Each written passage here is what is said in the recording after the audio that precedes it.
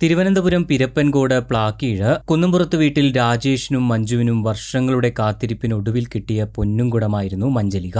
ഏക മകളായതുകൊണ്ടുതന്നെ ഒരു കുറവും വരുത്താതെ മഞ്ജലികയെ അവർ വളർത്തി.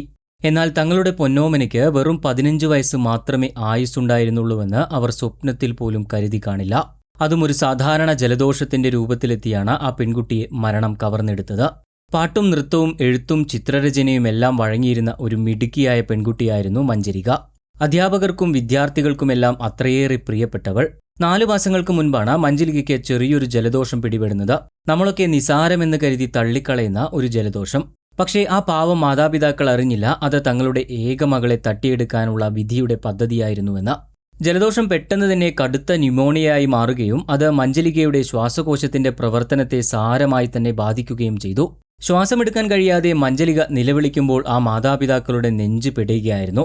രോഗം ഗുരുതരമായതോടെ കൊച്ചിയിലെ സ്വകാര്യ ആശുപത്രിയിലായിരുന്നു ആദ്യം ചികിത്സ. പിന്നീട് അവിടെ നിന്നും തിരുവനന്തപുരം മെഡിക്കൽ കോളേജ് ആശുപത്രിയിലേക്ക് മാറ്റുകയായിരുന്നു.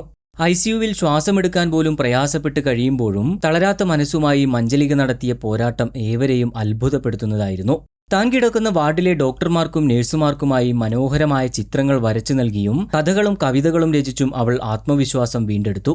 8 കഥകളും 2 കവിതകളുമാണ് ആശുപത്രിയിലെ ദുരിതപൂർണമായ ദിനങ്ങളിൽ അവൾ എഴുതി തീർത്തത്.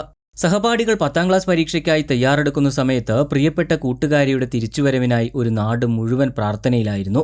ശ്വാസകോശം മാറ്റിവെക്കൽ ശസ്ത്രക്രിയയ്ക്ക് ആവശ്യമായ വലിയ തുക സ്വരൂപിക്കാൻ സോഷ്യൽ മീഡിയയിലൂടെയും രാഷ്ട്രീയ സാമൂഹിക സംഘടനകളിലൂടെയും വലിയൊരു ജനവിഭാഗം കൈകോർക്കുകയും ചെയ്തിരുന്നു.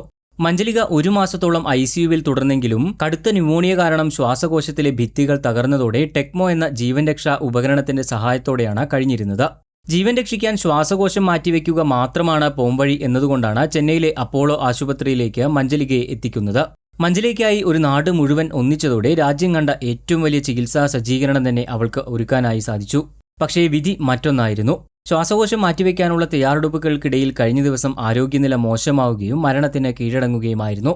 ഒരു നാടിന്റെ മുഴുവൻ പ്രാർത്ഥനകളും കണ്ണീരും ബാക്കിയാക്കിയാണ് മഞ്ജലിക യാത്രയാകുന്നത്.